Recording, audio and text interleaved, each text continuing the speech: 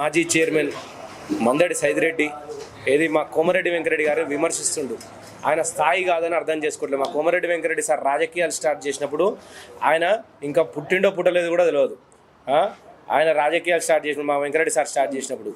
ఇంకొకటి ఆయన మున్సిపాలిటీలో చేసిన అవినీతి మళ్ళీ ఆయన ఫామ్ హౌస్ రాజకీయాలు ఎవరికి తెలియదు అనుకుంటుండో ఏది నల్గొండ పట్టణ ప్రజలందరికీ ఆయన ఫామ్ హౌస్ రాజకీయాలు తెలుసు. ఆయన 4 ఏళ్ళు మున్సిపల్ చైర్మన్గా చేసినప్పుడు 4 ఏళ్ళు ప్రతిసారి కౌన్సిలర్లను కాళ్ళు పట్టుకొని నీళ్ళు పట్టుకొని ఆ 4 ఏళ్ళు కంటిన్యూ చేసిండు.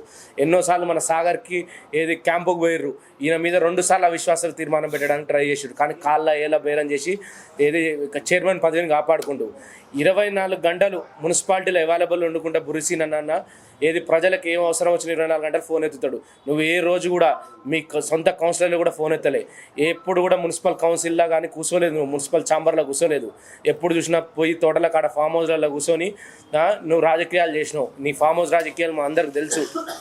అండ్ సెకండ్ విషయం వచ్చే వరకు ఈయనతో పాటు ఏది ఈయనని సైదిరెడ్డిని అందరూ రాజకీయంగా రాలేదు. భూపాలరెడ్డి దగ్గర కప్పులు తీసి ఆయన కాడ డ్రైవర్గా పనిచేసి ఏది అట్లా రాజకీయాలకు వచ్చిండు. ఇది ఈయన చేసిన రాజకీయాలు ఏంటంటే లక్కీగా ఇది వచ్చిందనమాట. సిల్వర్ స్పూన్ తోటి వచ్చిందనమాట రాజకీయాలు. కష్టపడి రాజకీయాలు చేయలేదు. సెకండ్ వచ్చే వరకు ఈయన ఏం మాట్లాడుతూ ఈయన కౌన్సిలర్గా ఎన్ని 30 ఓట్లతోటి గెలిచిండు. అక్కడ 2 పోలింగ్ బూత్లను పెట్టిండు. అదే వార్డులో ఎక్కడైనా మున్సిపల్ వార్డు ఎలక్షన్లు జరిగినప్పుడు, మున్సిపల్ కౌన్సిల్ ఎలక్షన్లు జరిగినప్పుడు ఒకటే వార్డులో ఒకటే బూత్ ఉంటుంది.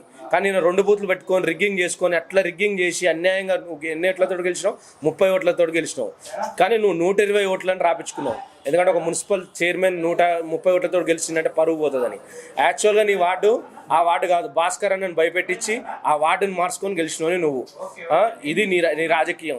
నీ తర్వాత వచ్చినాక ఈసారి నువ్వు మన సైదిరెడ్డి అనే వ్యక్తి ఇది బురిసినన్న మీద పోటీ చేస్తుంటావు. నువ్వు నల్గొండలో ఎక్కడ పోటీ చేసినా నీకు ఈసారి డిపాజిట్లు రావు. ఇదే లాస్ట్ రాజకీయాలు నీకు. మీకు లాస్ట్ టైం చేసిన రాజకీయాలు మీకు లాస్ట్. ఇంకొకటి నెక్స్ట్ వచ్చే వరకు రావుల శ్రీనివాసరెడ్డి ఉండి ఆయన మాట్లాడుతుండు. ఆయన మొత్తం మొత్తం గుడి దొంగ. ఆయన స్వీటీ కాలనీలో ఆయన చేసిన అన్యాయం అందరికి తెలుసు. ఆయన ఏ రోజు కూడా మళ్ళీ కౌన్సిలర్గా కాడు. ఆయన మా బుర్రి చైతన్య అక్క మీద 30 ఆయన ఎంత డిపాజిట్లు కూడా దక్కలేదు ఆయనకు. బుర్రి సీనన్న మీద పోటీ చేసిన ఈయన మాట్లాడుతుండు. ఎవరు ఏది దేవేందర్. ఈ దేవేందర్కి వినాయక చవితులు చేసుకొని దుర్గామాతలు చేసుకొని కుటుంబాన్ని సాదుకునేటోడు. ఫస్ట్ ఆయన కుటుంబ వ్యవహారాలను సర్దిపెట్టుకోమని చెప్తున్నాం. ఎక్కడ చూసినా ఆయన యూనివర్సిటీలో జాబ్లు అమ్ముకుండు, మహాత్మా గాంధీ యూనివర్సిటీలో. అదేవిధంగా ఏది ఆయన భార్యకు క్యాంటీన్ ఇప్పించిండు. మొన్న డిఎంహెచ్ఓని ఏది బ్లాక్మెయిల్ చేసిండు. ఈయన బ్లాక్మెయిల్ రాజకీయాలు చేస్తాడు. ఏది భువనగిరి దేవేందర్. ఈయనంటే ఈసారి వచ్చి మన బురిసీనన్న మీద పోటీ చేస్తాడు. బురిసీనన్న మీద పోటీ చేసి నువ్వు ఓడిపోయి డిపాజిట్లు దక్కలే నీకు. ఈసారి పోయి ఏమన్నా మళ్ళీ ఆయన కాళ్ళు వేలు పెట్టుకొని ఏది లాస్ట్ ఇయర్లో నీకు ఎవ్వడు గత్యంతరం లేక నల్గొండ పట్టణానికి అధ్యక్షుడిగా నీకు ఇచ్చిండు. ఈసారి కూడా అట్లనే చేసి తీసుకొచ్చుకొని దందాలు చేసుకుంటే బతుకమని చెప్పేసి దేవేందర్కి చెప్తున్నాం.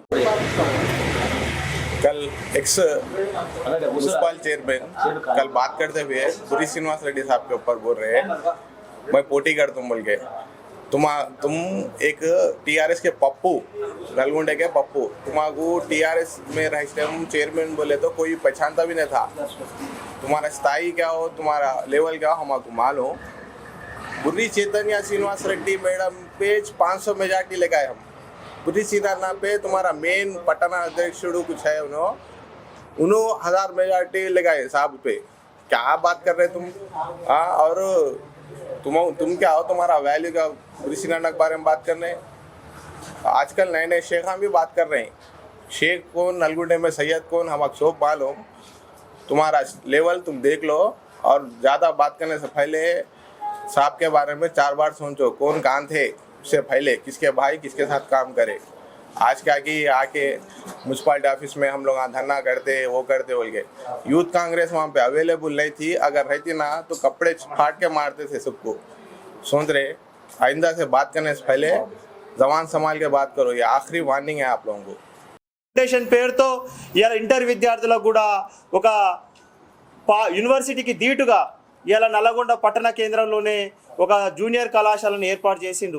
ఇలా ఉమెన్స్ కాలేజీలో కూడా సొంత భవనాలు నిర్మిస్తున్నాడు. ప్రతీక్ రెడ్డి ఫౌండేషన్ ఆధ్వర్యంలో అనేక సంక్షేమ కార్యక్రమాలు, ప్రభుత్వ గవర్నమెంట్ హాస్పిటల్లో కూడా మాతా శిశు కేంద్రంలో కూడా సుమారు 4-5 కోట్ల రూపాయలు పెట్టి ఏసీలు కానీ వాళ్ళకు శిశువులకు కావాల్సిన అన్ని రిక్రూట్మెంట్స్ కూడా అరేంజ్ చేసిండు.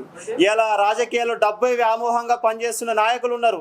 కానీ ఇలా 10 రూపాయలు సొంత డబ్బులతోటి సొంత ఫౌండేషన్ ఏర్పాటు చేసి ఎంబీబీఎస్ విద్యార్థులను, బీటెక్ విద్యార్థులను, ఐఐటి విద్యార్థులకు, ఎంతోమంది పేద విద్యార్థులకు చదువుకోవడానికి కూడా అండగా నిలుస్తుంది మాత్రం ఈ రాష్ట్రంలోనే ఏ నాయకుడు లేడు. ఎందుకంటే బడుగు బలహీన వర్గాలకు చెందిన నాయకుడు అంటేనే కోమటిరెడ్డి వెంకటరెడ్డి. అట్లాంటి నాయకుడి మీద ఎవడైనా సరే అనవసరంగా దూషణలు చేస్తే ఖచ్చితంగా ప్రతిఘటిస్తాం. నల్లగొండ టౌన్లో కూడా ఎక్కడ కూడా తిరగనీయకుండా అడ్డుకునే పరిస్థితి ఉంటుంది. ఎందుకంటే నిజంగా కాంగ్రెస్ పార్టీ నాయకులు కానీ కాంగ్రెస్ పార్టీ ప్రజల కోసం మీరు ఏం చేయాలి మాకు చెప్పండి, సూచించండి, ధర్నాలు చేయండి, రాస్తారోకోలు చేయండి. కానీ వ్యక్తిగత దూషణలు చేస్తే మాత్రం బరాబర్ బిడ్డ చెప్తున్నాం, నీకు రాజకీయ భవిష్యత్తు అయిపోయింది. మీరు గెలిచేది లేదు, సచ్చేది లేదు. భవిష్యత్తులో మీకు రాజకీయ భిక్ష కూడా ఉండదు. ఖబర్దార్ అని చెప్పి హెచ్చరిస్తున్నాం.